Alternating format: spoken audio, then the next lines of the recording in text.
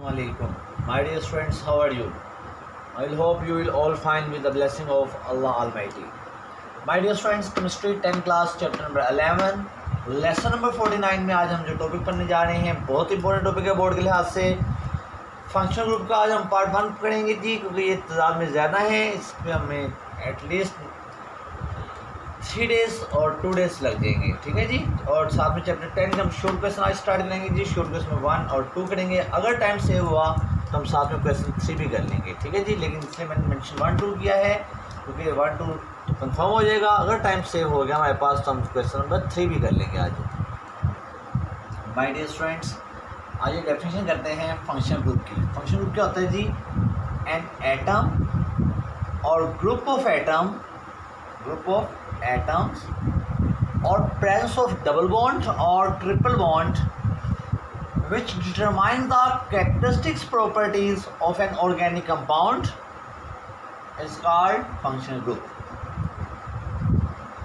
Atom को या group of atoms को या डबल बॉन्ड और ट्रिपल बॉन्ड को, जो कि ऑर्गेनिक कंपाउंड को स्पेसिफिक कैरेक्टरिस्टिक्स प्रॉपर्टी दे देता है, उस एटम, ग्रुप ऑफ एटम या डबल और ट्रिपल बॉन्ड को क्या कहते हैं? Functional group.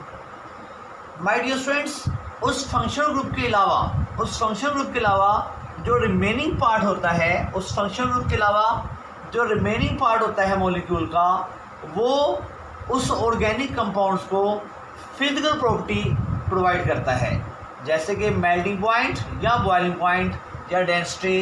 ये तमाम प्रॉपर्टी जो फिजिकल प्रॉपर्टी हैं, ये फंक्शनल ग्रुप के अलावा जो मॉलिक्यूल का बाकी पार्ट होता है वो इन खूबियों को डिटरमाइन करता है। फॉर एग्जांपल देखिए, मैंने 2 एग्जांपल यहाँ पे कोट की हैं। एक OH ग्रुप जो है अल्कोहल को फंक्शनल ग्रुप होता है, और COOH ये कार्बोक्सिलिक एसिड का फंक्शनल ग्रुप होता है, ठीक है जी। अब देखिए, इस फंक्शनल ग्रुप के साथ में लगाया CH3 तो बन गया मिथाइल अल्कोहल। लास्ट में बात की थी जी, CH3 मिथाइल को कहते हैं, ठीक है जी, मिथाइल अल्कोहल। और ये देखिए, एक कार्बन ये है, एक कार्बन ये है, 2 कार्बन को एस्ट्रा कहते हैं, और एस्ट्रा वर्ड बनेगा एसिटिक एसिड, ठीक है जी।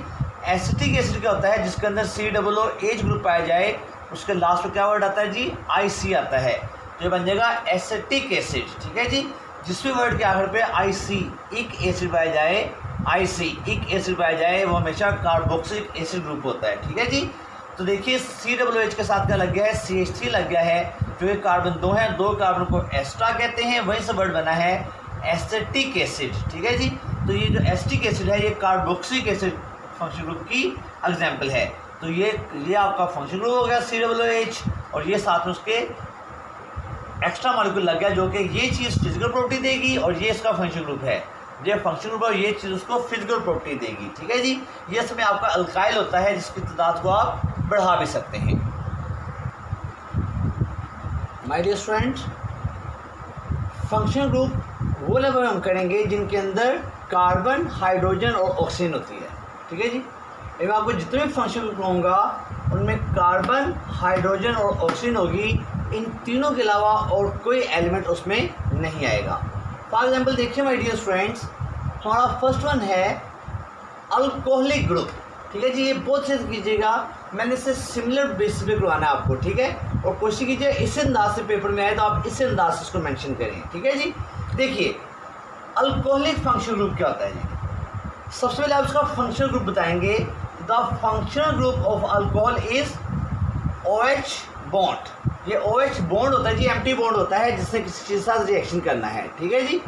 इसे नेगेटिव OH नहीं पढ़ना, या -OH नहीं पढ़ना, या -OH नहीं पढ़ना, ये बॉन्ड OH है, ठीक है जी, एम्प्टी बॉन्ड OH। आगे चलिए जी, इसका जनरल फार्मूला याद करेंगे जी। इसका जनरल फार्मूला होता है अल्कोहल का ROH। अब R क्या है? हमने बहुत डिटेल से बात की थी इससे प्रीवियस टॉपिक में, मैंने आपको पढ़ाया था अल्काइल ग्रुप। तो देखिए लिखा हुआ है where R is any alkyl group. Next example आगे माय डियर स्टूडेंट देखिए, एग्जाम्पल है इसकी मिथाइल अल्कोहल। इसे मिथाइल कहते हैं, आगे अल्कोहल लगा हुआ है, मिथाइल अल्कोहल। ये इथाइल है तो इथाइल अल्कोहल, और ये है नॉर्मल प्रोपाइल तो आगे अल्कोहल। क्लियर हो गया, एक फंक्शन खत्म हो गया। अगला देखिए जी, नेक्स्ट हमारे पास ईथर लिंकेज। बिल्कुल सेम वही सारे स्टेप्स हैं। The functional group of ether, the functional group of ether is COC, COC, ठीक है जी। ईथर का फंक्शन क्या होता है जी, COC। जबकि इसका जनरल फार्मूला क्या होता है ईथर का, वो होता है जी ROR डैश, ROR डैश। अब देखिए जहाँ जहाँ C आया था बस वहाँ पे R लगा दिया और कोई डिफरेंस नहीं है, ठीक है जी। जहाँ जहाँ C लिखा होता है वहाँ R और R डैश कर दिया है। यहाँ पे R और R डैश से इतना डिफरेंस है, सिर्फ पता चल जाए कि ये आपका फर्स्ट आर है, ये आपका सेकंड आर है। होते दोनों ही अल्काइल ग्रुप ही हैं, देखिए लिखा हुआ है फिर R and R dash R alkyl group. होते दोनों क्या हैं जी, चाहे R हो चाहे R डैश हो, होते दोनों क्या माय डियर स्टूडेंट्स, ये अल्काइल ग्रुप होते हैं। यहाँ पे एक नई बात आएगी जो कि प्रीवियस ग्रुप में नहीं थी कि R और R डैश जो हैं वो मे बी सेम, दोनों सेम भी हो सकते हैं और डिफरेंट, या दोनों डिफरेंट भी हो सकते हैं। तो आइए इसके एग्जाम्पल से बात को समझ लेते हैं। ये देखिए O के दोनों साइड में R लगा दिया है, इस R का नाम है जी मिथाइल, ये भी मिथाइल, दोनों सेम है तो नाम बन जाएगा डाई मिथाइल ईथर। दो को डाई कहते हैं जी, dimethyl ether. Dimethyl से बना दें कि दो मिथाइल लगे हुए हैं, है ये ईथर। ऐसे ही है जी, देखें ये भी इथाइल है, ये भी इथाइल है, तो डाई इथाइल ईथर, ठीक है जी। O के दोनों साइड पे R लगाओ तो उसे ईथर कहते हैं। यहाँ पे आ जाइए, यहाँ पे दोनों साइड के R डिफरेंट हो गए हैं। बहुत इंपॉर्टेंट रूल है जी, रूल समझिए। अगर O के दोनों साइड पे जो R लगे हुए हैं, यानी कि जो अल्काइल ग्रुप लगे हुए हैं आपके, अगर दोनों अल्काइल ग्रुप डिफरेंट हो जाएं तो पहले उस अल्काइल ग्रुप का नाम लिखा जाता है जो अल्फ़ाबेट्स में पहले आता है, जिसका पहला लेटर अल्फ़ाबेट्स का पहले आएगा। जैसे देखें इथाइल E से स्टार्ट होता है और मिथाइल M से स्टार्ट होता है, तो E वाला लेटर पहले आता है, लिहाजा पहले इथाइल का नाम आएगा, मिथाइल का नाम बाद में आएगा। Ethyl methyl ether, ethyl methyl ether. Ether क्यों कहा, क्योंकि O के दोनों साइड पे R लगा हो तो उसे ईथर कहते हैं जी, ठीक है जी। ये हमारे दो फंक्शनल ग्रुप हो गए। बहुत आसान सा टॉपिक है, मैंने बहुत आसान तरीके से करवाया है। देखिए ये मैंने स्टेप्स किए हैं, पहले उसका मैंने फंक्शन ग्रुप बताया है, फिर उसका जनरल फार्मूला बताया है, फिर R क्या होता है ये बताया है और आगे एग्जाम्पल लिख दी हैं। ऐसे यहाँ किया जी ईथर के लिए, ईथर का मैंने फंक्शन ग्रुप बताया पहले आपको, फिर मैंने उसका जनरल फार्मूला बताया है, फिर बताया कि R और R डैश क्या होते हैं, फिर मैंने बताया कि R और R डैश सेम और डिफरेंट भी हो सकते हैं। आगे हमने 3 एग्जाम्पल कर लिए हैं, ठीक है जी। बहुत ईजी करके टॉपिक करवाया मैंने आपको, ठीक है। आइए हम मजीद फंक्शन ग्रुप करते हैं जी। माय डियर स्टूडेंट्स, नेक्स्ट हम जो दो फंक्शन करने लगे हैं वो है जी एल्डिहाइडिक ग्रुप और कार्बोक्सिल ग्रुप। आइए पहले एल्डिहाइडिक ग्रुप देखते हैं। माय डियर स्टूडेंट्स, इनका जो जनरल फार्मूला होता है एल्डिहाइड्स का, जो एल्डिहाइड का जनरल फार्मूला होता है वो होता है जी C double bond OH empty bond, C double bond OH single empty bond, ठीक है जी। माय डियर स्टूडेंट, इनका जनरल फार्मूला क्या होगा, बस यहाँ पे जहाँ पे एम्प्टी बॉन्ड है वहाँ पे आप R लगा देंगे, देख लीजिए R, C double bond OH। यहाँ पे एक बहुत इंपॉर्टेंट बात है, वो सिर्फ इन दो ग्रुप में होगी, इसलिए इनको मैंने सेपरेट समझाया जी। यहाँ पे जो R होता है जिसे आप अल्काइल ग्रुप कहते हैं, यहाँ पे R अल्काइल ग्रुप भी हो सकता है और आप चाहें तो R की जगह पे H भी यूज़ कर सकते हैं, ठीक है। मैं आपको एग्जाम्पल दिखाऊंगा कि H लगा हो तो क्या कहते हैं और अगर अल्काइल ग्रुप लगा हो तो क्या कहते हैं। अगर एग्जाम्पल देखिए जी, अगर मैं यहाँ पे R की जगह पे H लगा लूँ, ये देखिए मैंने H लगाया है, इस R की जगह पे H लगा लिया है, तो उसका नाम होगा फॉर्मेल्डिहाइड। फॉर्मेल्डिहाइड, फॉर्मा असल में 1 को कहते हैं, जो कि इसमें एक कार्बन से इसको फॉर्मा कहा है। माय डियर स्टूडेंट्स, में यहाँ पे R की जगह पे CH3 लगा लूँगी, देखिए इस R की जगह मैंने क्या लगाया है, CH3 लगा लिया है। यहाँ R की जगह मैंने H लगाया है और यहाँ R की जगह मैंने CH3 लगा लिया है। तो अब ये 2 कार्बन हो गई हैं और 2 कार्बन को एस्ट्रा कहते हैं, वहाँ से नाम बन गया एस्टल्डिहाइड। एस्टल्डिहाइड, जैसे फॉर्मेल्डिहाइड ऐसे एस्टल्डिहाइड। एस्ट्रा माय डियर स्टूडेंट्स 2 को कहते हैं।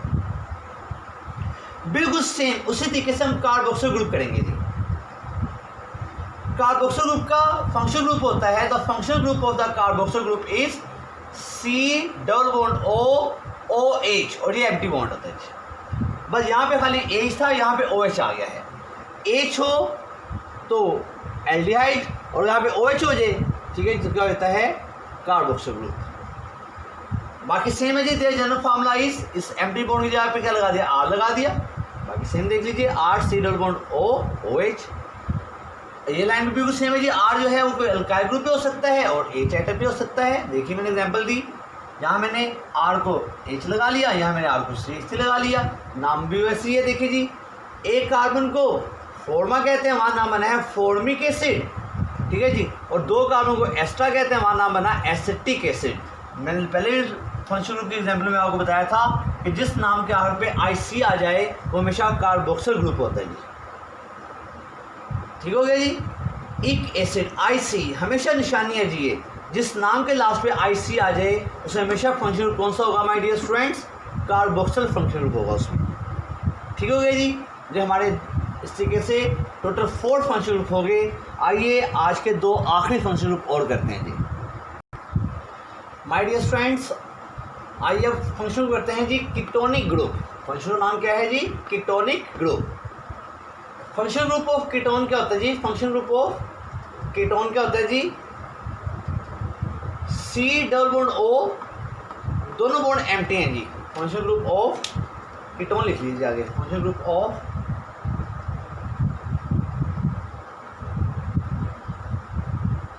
कीटोन क्या होता है जी, C डबल बॉन्ड O, दोनों बॉन्ड एम्प्टी हैं जी। जनरल फॉर्म में क्या करेंगे, दोनों एम्प्टी बॉन्ड पे R लगा देंगे, R और R डैश। सेम लाइन है जी, R और R डैश अल्काइल ग्रुप होते हैं। R और R में भी सेम और डिफरेंट, ठीक है जी। R और R डैश, R और R डैश, R और R डैश सेम भी हो सकते हैं, डिफरेंट भी हो सकते हैं, ठीक है जी। ऐसे माय डियर स्टूडेंट्स एग्जाम्पल देखिए, तो मैंने दोनों R क्या किए हैं, दोनों R सेम कर दिए हैं, तो नाम हो जाएगा डाईमिथाइल कीटोन। यहाँ मैंने दोनों R डिफरेंट कर दिए हैं, तो रूल वही, इथाइल E से स्टार्ट होता है, मिथाइल M से, तो E नाम पहले आएगा, इथाइल मिथाइल कीटोन। एक ग्रुप खत्म हो गया जी। नेक्स्ट देखिए आगे लास्ट ग्रुप हम करेंगे जी ईस्टर लिंकेज। ईस्टर लिंकेज में क्या होता है जी,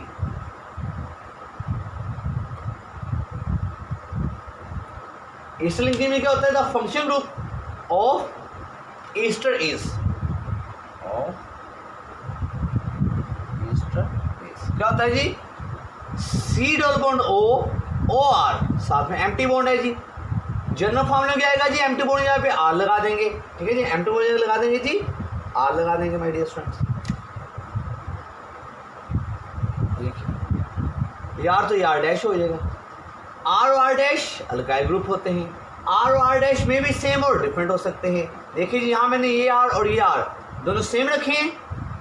अब यहाँ पे एक बड़ी इंपॉर्टेंट बात है माय डियर स्टूडेंट्स, ये जो मैंने अंडरलाइन वर्ड कर दिया है, ये वाला वर्ड, इसे कहते हैं एसीटेट। ये कभी नहीं चेंज होगा, ईस्टर लिंकेज में ये वर्ड कभी नहीं चेंज होगा, हमेशा ये वाला वर्ड चेंज हुआ करेगा, हमेशा ये वाला ग्रुप चेंज हुआ करेगा।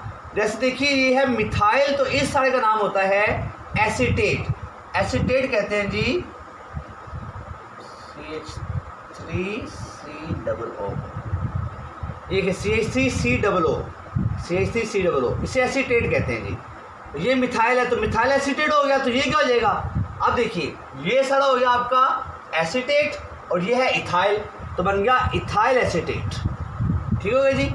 ये मिथाइल एसीटेट और ये इथाइल एसीटेट। एसीटेट समझ लीजिए दोबारा, एसीटेट कहते हैं CH3COO, इसे एसीटेट कहते हैं जी, ठीक है जी। अब अगर मिथाइल साल लगा हुआ है तो मिथाइल एसीटेट, इथाइल साल लगा हुआ है तो इथाइल एसीटेट, ठीक हो गया माय डियर स्टूडेंट्स। ये हमने वो फंक्शन ग्रुप पढ़े हैं जिन फंक्शन ग्रुप के अंदर कार्बन, हाइड्रोजन और ऑक्सीजन आई है, इसके अलावा कोई एलिमेंट आज हमने डिस्कस नहीं किया। कल मैं आपको और तरह के फंक्शन ग्रुप पढ़ाऊंगा जिनमें कार्बन हाइड्रोजन के अलावा, कार्बन हाइड्रोजन तो उनमें लाजमी होगी, लेकिन ऑक्सीजन के अलावा उनमें कुछ और एलिमेंट्स हुआ करेंगे, ठीक है जी। आइए अब हम शॉर्ट क्वेश्चन करते हैं my dear student. Chapter number 10 का शॉर्ट क्वेश्चन नंबर 1 करते हैं। बहुत इजी सा क्वेश्चन है, कहता है जी name the common household substances having pH value greater than 7, pH value less than 7, pH value equal to 7। कहता है घर में इस्तेमाल होने वाली उन चीज़ों के नाम बताइए, 3 चीज़ों के नाम बताने हैं। ठीक है जी। बाई डिफॉल्ट याद रखिएगा, जिनकी पीएच वैल्यू ग्रेटर देन 7 होती है, जिनकी पीएच लेस देन 7 होती है, जिनकी पीएच इक्वल टू 7 होती है।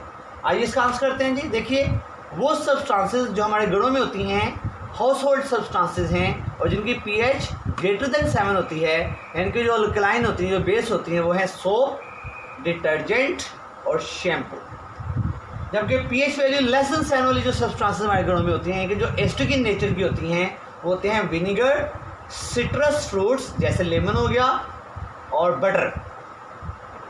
जबकि वो सब्सटेंसेस जिनकी पीएच इक्वल टू 7 होती है हमारे घरों में मौजूद होती हैं, हाउस होल्ड सब्सटेंसेस हमारी, वो है जी वाटर न्यूट्रल होता है जी, NaCl न्यूट्रल होता है, शुगर न्यूट्रल होते हैं, जो न्यूट्रल सब्सटेंसेस की पीएच 7 होती है जी। My dear students, chapter number 10 short question number 2 है डिफाइन अ बेस। एक बेस को डिफाइन कीजिए और एक्सप्लेन कीजिए कि ऑल अल्कलीज आर बेसिस। तमाम अल्कलीज तो बेसिस होती हैं, but all bases are not alkalis, लेकिन तमाम बेसिस अल्कलीज नहीं होती। तो आइए सबसे पहले हम इसका आंसर करते हैं जी। सबसे पहले बेस की 3 डेफिनेशन आपको करवाई हैं। बेस की पहली डेफिनेशन हमने आर्हीनियस कॉन्सेप्ट में की थी। Base is a substance which dissociate in aqueous solution and give hydroxide ions. हमने आर्हीनियस कॉन्सेप्ट के अंदर बेस की डेफिनेशन की थी। फिर लोवरी एंड ब्रोंस्टेड कॉन्सेप्ट के अंदर मैंने डेफिनेशन करवाई थी। Base is a substance which can accept a proton from and other substance. Base वो चीज़ जो किसी चीज़ से प्रोटॉन को एक्सेप्ट करती है। फिर हमने लिवर्स कॉन्सेप्ट में आपको बेस की डेफिनेशन पढ़ाई थी। Base is a substance which can donate a pair of electron. जो एक इलेक्ट्रॉन पेयर किसी दूसरे सब्सटेंस को डोनेट करे वो बेस होती है। ये हमारी जो हमारी बेस की डेफिनेशन हो गई। अब चलिए क्वेश्चन पढ़ते हैं कि why alkalis are bases but all bases are not alkalis. Check करके आते हैं माय डियर। सबसे हम देख सकते हैं अल्कलीज होता क्या है जी। वाटर सोलबल बेसिस, ऐसी बेसिस जो कि वाटर में सोलबल हो जाती हैं, ऐसी बेसिस जो कि वाटर में सोलबल हो जाती हैं, यानी कि water soluble basis. Water soluble जो बेसिस होती हैं उन्हें क्या कहते हैं? अल्कलीज। लिहाजा वो वाली बेसिस जो कि वाटर में सोलबल हो जाएंगे उन्हें क्या कहेंगे? अल्कलीज। लिहाजा तमाम अल्कलीज क्या हुई? बेस तो हुई। अल्कलीज असल में बेस होती हैं, लेकिन ये वो बेसिस जो पानी में सोलबल होती हैं। अब सम बेसिस कुछ बेसिस ऐसी हैं are not soluble in water, वो वाटर में सोलबल नहीं है। अब जो बेस वाटर में सोलबल नहीं होगी उसे हम अल्कली नहीं कह सकते, हालांकि वो बेस है। लिहाजा हर अल्कली क्या होती है? बेस होती है। वो अल्कली है क्या? असल में तो बेस है, बस वाटर में सोलबल हो जाती है। लेकिन तमाम बेसिस अल्कलीज नहीं हो सकती, क्योंकि बेस के लिए अगर वो बेस अल्कली है तो शर्त ये है, कंडीशन ये है कि माय डियर स्टूडेंट वो वाटर के अंदर सोलबल हो। लेकिन तमाम बेसिस वाटर में सोलबल नहीं होती, लिहाजा तमाम बेसिस अल्कलीज नहीं हो सकती। लेकिन तमाम अल्कलीज बेसिस हो सकती हैं, क्योंकि अल्कलीज बेस ही होती है लेकिन वाटर में सोलबल हो रही होती है। लिहाजा अल्कलीज बेस भी है और वाटर में सोलबल भी है, लेकिन तमाम बेसिस अल्कलीज नहीं हो सकती क्योंकि तमाम बेसिस वाटर में सोलबल नहीं होती। ओके माय डियर स्टूडेंट्स, आसान सा क्वेश्चन था। ठीक है जी। आइए अब आपको टास्क ऑफ द डे बताते हैं जी। My dear student, task for today में आज आप क्या करेंगे जी? छोटी छोटी डेफिनेशन हैं। फंक्शनल ग्रुप की डेफिनेशन करेंगे, अल्कोहलिक ग्रुप की डेफिनेशन करेंगे, इथाइल की करेंगे, कीटोनिक ग्रुप की करेंगे, एल्डिहाइड ग्रुप की करेंगे, कार्बोक्सिल ग्रुप की करेंगे, ईस्टर लिंकेज की करेंगे और साथ में चैप्टर 10 के 2 शॉर्ट क्वेश्चन किए हैं, क्वेश्चन 1 और क्वेश्चन नंबर 2। ये आप अच्छे से लर्न और राइट करेंगे। ओके माय डियर स्टूडेंट, अपना ख्याल रखिएगा। अस्सलाम वालेकुम।